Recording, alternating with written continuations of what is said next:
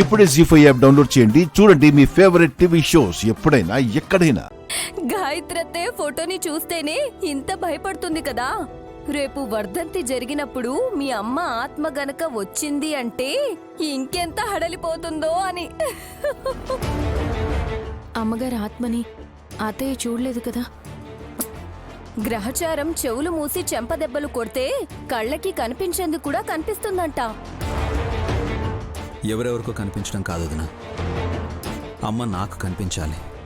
అప్పుడు నేను ఎంత హ్యాపీగా ఫీల్ అవుతానో తెలుసా. బాబుగారు, నేనొకటి చెప్తాను, శాంతంగా ఆలోచించి నిర్ణయం తీసుకోండి. గాయత్రమ్మ గారు ఆత్మగా కనిపిస్తున్నారు అంటే 2 విషయాల్లో స్పష్టత తెలుసుకోవాలి మనం. ఒకటి, పునర్జన్మలో నా బిడ్డగా పుట్టిన తను ఇక్కడే మనకి చాలా దగ్గరగా అయినా ఉండాలి.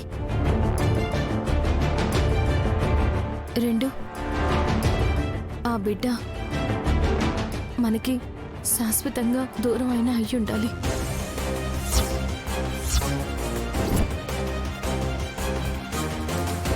నైని, ఏంటా మాటలు? నీ నుంచి ఇలాంటి మాట వస్తుందని నేను అనుకోలేదు. అవును కదా చెల్లి, ఇందాక నేను నవ్వుకున్నాను కానీ ఇప్పుడు నువ్వన్న మాటకి నా గుండె ఆగినంత పనైంది. లేదక్కా, నేను ప్రాక్టికల్గానే ఆలోచించి మాట్లాడుతున్నాను. ఎందుకంటే 1.5 ఏడాది తర్వాత మళ్ళీ అమ్మగారు ఆత్మగా కనిపించారంటే ఈ 2 కారణాలే ఉంటాయి. నైని, అలాంటప్పుడు రెండో దాని గురించి మాట్లాడుకో. అమ్మ బతికే ఉంది, ప్రాణాలతోనే ఉంది. చూడు చెల్లి, గాయత్రి పాప కూడా ఎలా చూస్తుందో. మీ గాయత్రి అత్తయ్య నా అంత వయసుంటుందని, నాలాగే ఎర్రగా బుర్రగా ఉంటుందని కాస్త ఓపిక పట్టి ఎదురు చూడండి అన్నట్టు చూస్తుంది.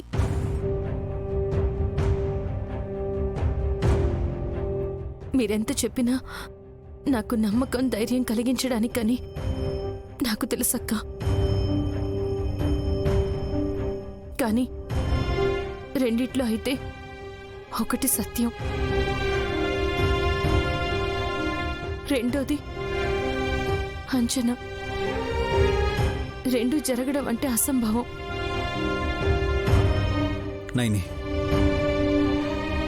నువ్వు ఇలా మాట్లాడితే మాకు బాధగా ఉంటుంది.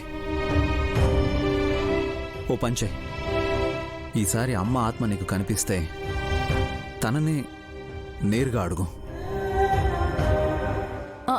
అవును కదా చెల్లి, అప్పుడు తను పసిపాపగా ఎక్కడుందో చెప్పడమో చూపించడమో చేస్తుంది కదా.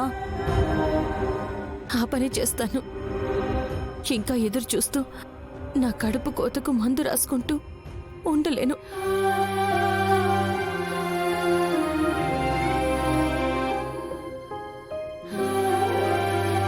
జీ5 యాప్ డౌన్లోడ్ చేసి అన్ని ఎపిసోడ్స్ పూర్తి ఉచితంగా చూడండి.